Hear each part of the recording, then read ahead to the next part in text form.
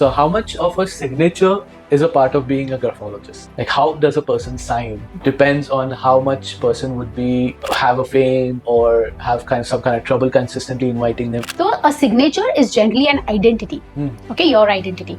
Now what does signature actually say? That from a signature you can actually come to know, see, there are 3 types of personalities everybody has.